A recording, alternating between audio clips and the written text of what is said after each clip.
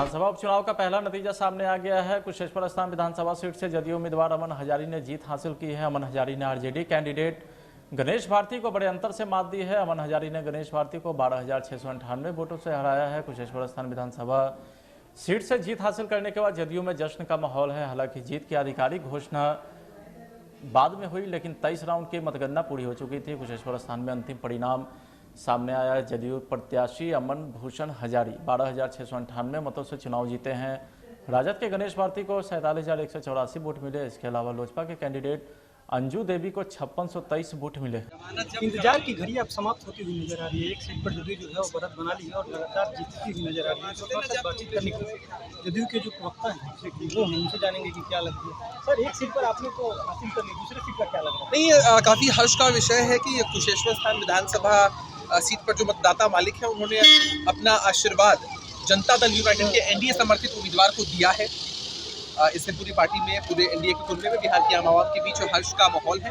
विरोधियों को भी कड़ा जवाब मिला है। जिन लोगों ने दिवंगत विधायक जी की मौत पर भी राजनीति करने की कोशिश की थी, वहां के मतदाता मालिकों ने जीत के अंतर को दोगुना कर दिया है और करारा जवाब दिया है।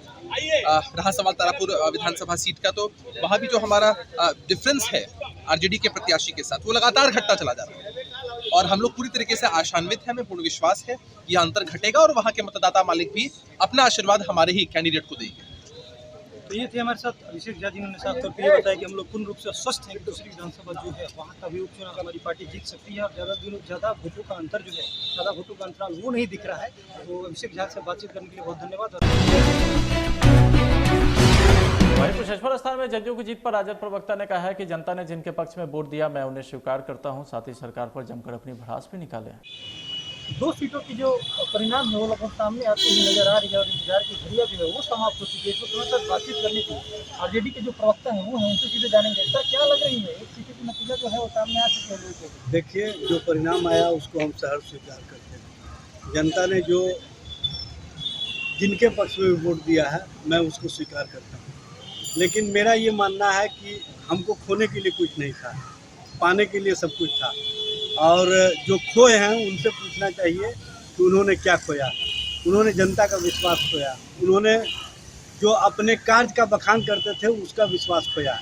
इसलिए उनसे पूछने का काम कीजिए कि उन्होंने क्यों विश्वास जनता का खो दिया, जबकि तेजस्वी प्रसाद यादव के नेतृत्व पर लोगों ने विश्वास किया और लोगों ने ये बताने का काम किया कि चारों तरफ से चाहे जितना भी घेराबंदी कर लो, लेकिन तेजस्वी प्रसाद यादव के नेतृत्व पर लोगों का विश्वास बना हुआ है और आगे भी बना रहेगा।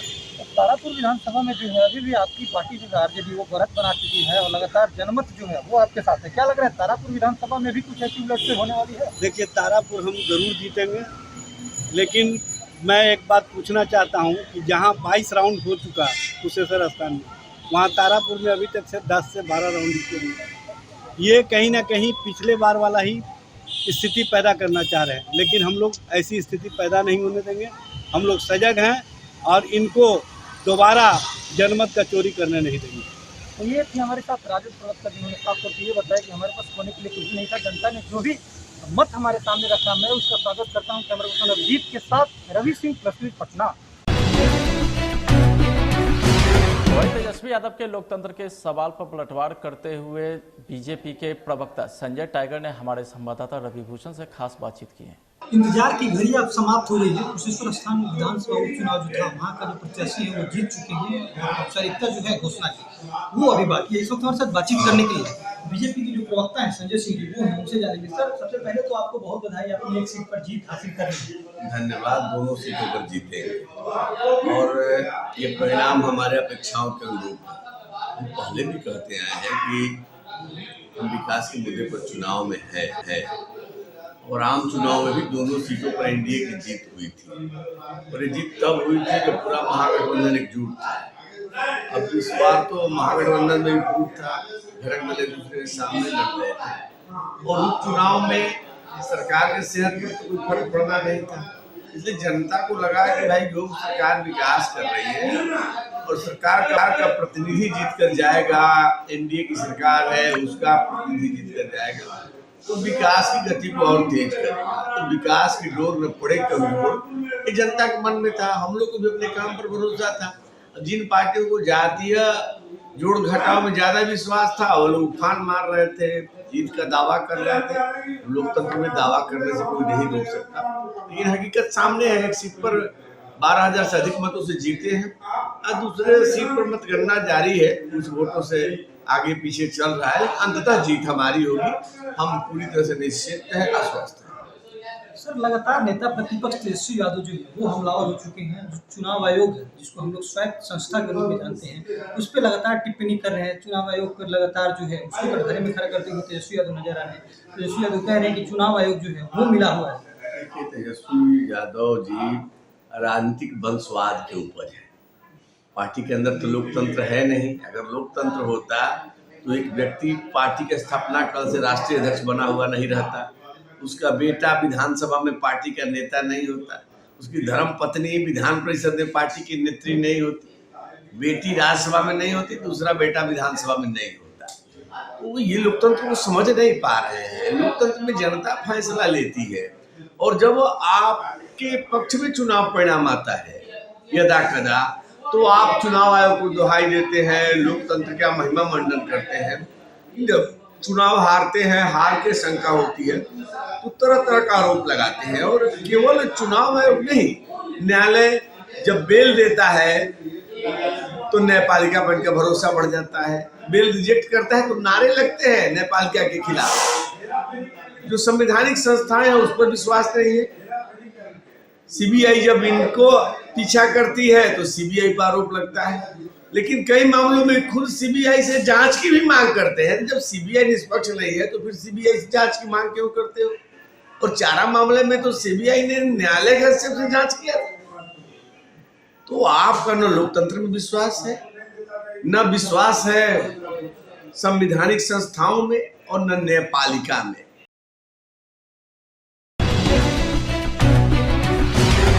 मुंगेर के तारापुर में राजद शानदार प्रदर्शन करते हुए सुबह से ही वोटों की गिनती में अपनी बढ़त बनाए हुए था, जहां 8 राउंड की वोटों की गिनती पूरी हुई, जिसमें राजद प्रत्याशी अरुण कुमार 3527 वोटों से आगे चल रहे थे। लेकिन इस बढ़त के बाद भी राजद संतुष्ट नजर नहीं आ रहा था।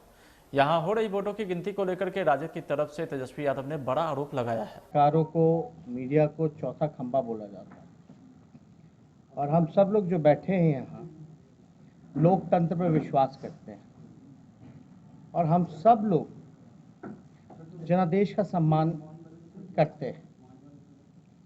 पिछला चुनाव में क्या हुआ नहीं हुआ तो उस पर हम ज़्यादा टिप्पणी नहीं करेंगे, लेकिन हम सब लोगों की ड्यूटी बनती है, जिम्मेवारी बनती है कि अगर कुछ गलत हो रहा है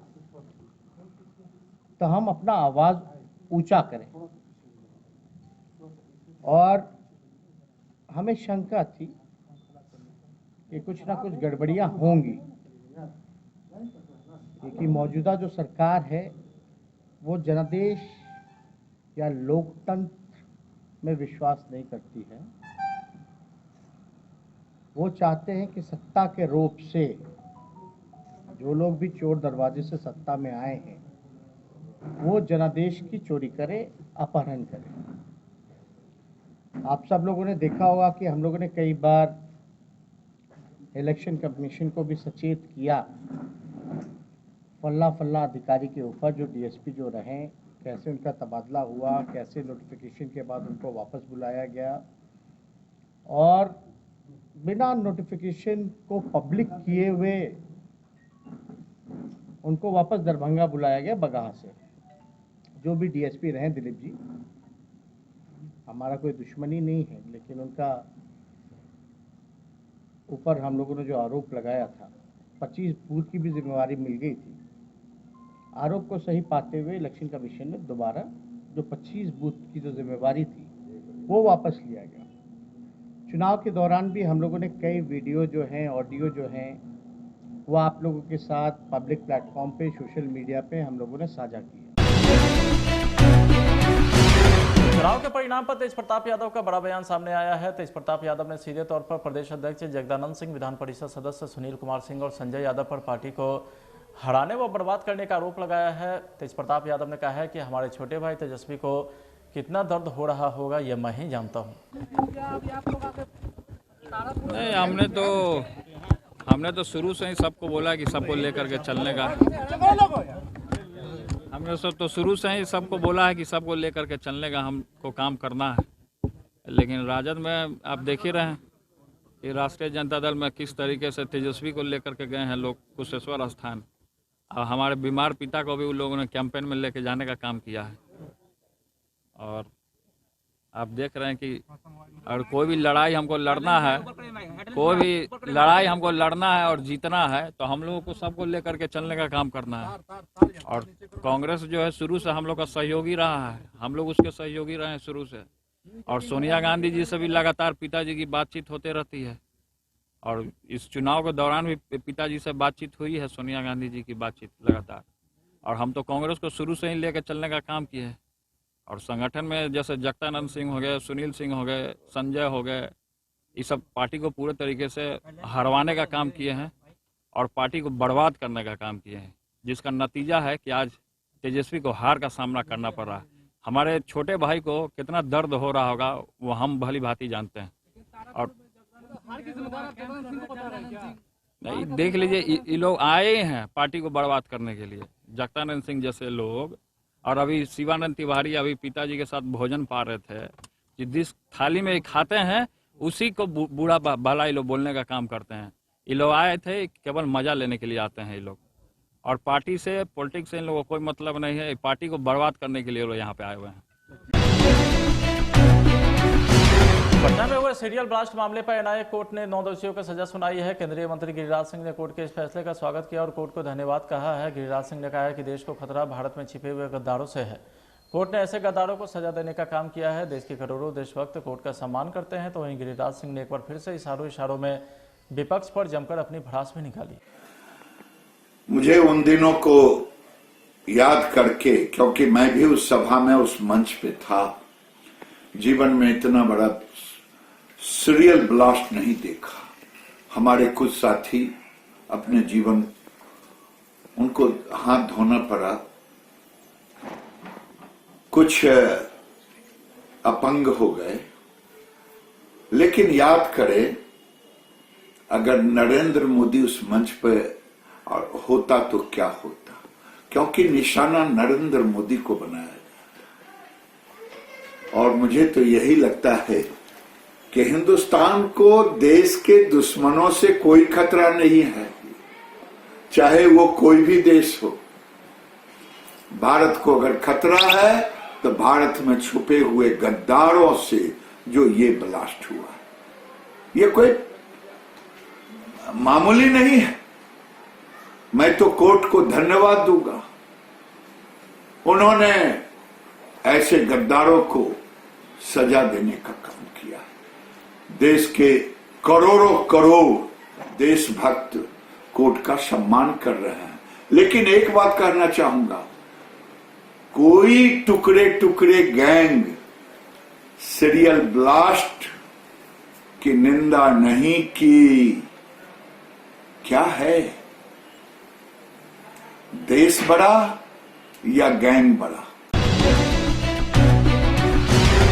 धनतेरस का दिन बेतिया सीओ के लिए शुभ नहीं रहा। कारण है 2.5 लाख रुपए रिश्वत लेते हुए रंगे हाथ पकड़ा जाना, जिसके बाद उन पर जांच की तलवार भी लटक गई और सुबह सवेरे उनके आवास पर विजिलेंस की टीम पहुंच गई। सदर अंचल में पदस्थापित सीओ श्यामा प्रसाद के घर पर विजिलेंस की टीम ने छापेमारी की। विजिलेंस टीम ने उनके आवास से 1 किलो सोना बरामद किया, साथ ही 10.5 लाख कैश भी टीम ने बरामद किया।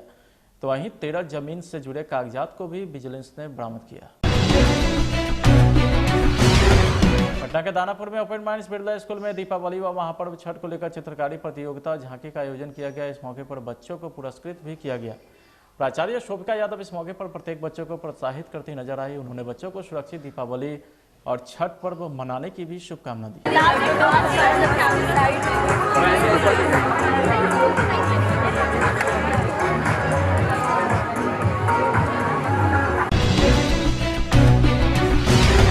औरंगाबाद में देर रात गुप्त सूचना के आधार पर कर्मा रोड स्थित गोविंद चक टोला में छापेमारी कर पुलिस ने जुआ खेलते 9 लोगों को गिरफ्तार किया। तो वहीं उक्त स्थान से ताश, मोबाइल, शराब और नकदी भी बरामद किया है। एसपी कांतेश मिश्रा ने बताया कि पुलिस को गुप्त सूचना मिली थी कि कर्मा रोड स्थित गोविंद चक टोला में व्यापक रूप से जुआ खेला जा रहा है, जिसके बाद यह कार्रवाई की गई। दीपावली को लेकर जो भी चिन्हित स्थल है सब नोट किए गए हैं और सभी जगह हमारा डिप्रेशन रहेगा और सभी से अपील रहेगा कि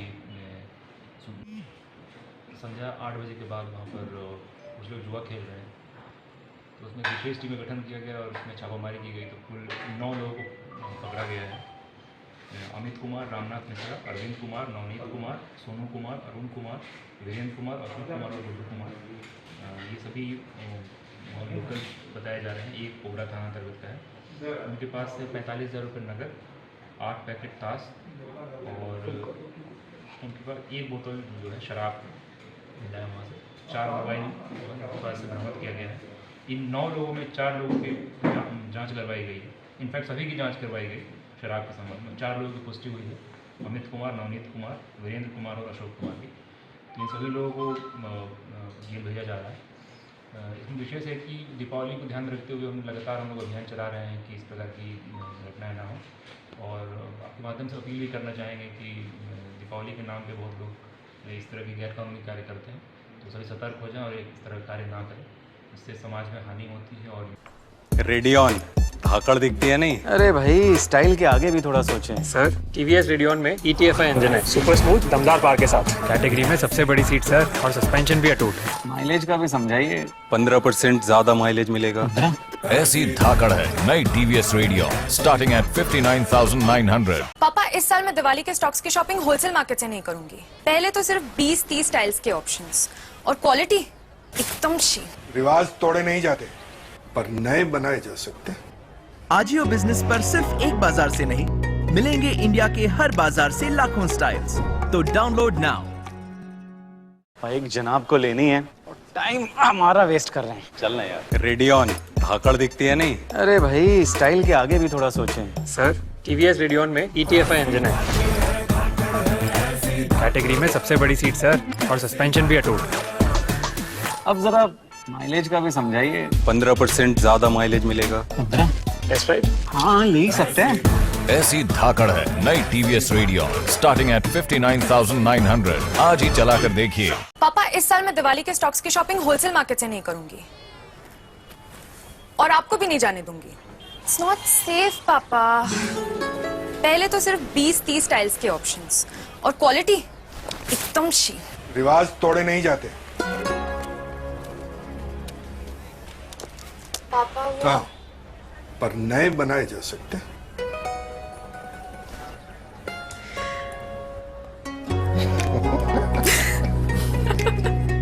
यहाँ सिर्फ एक बाजार से नहीं, मिलेंगे इंडिया के हर बाजार से लाखों स्टाइल्स। तो त्योहार जो भी हो, आजियो बिजनेस को रिवाज बना लो।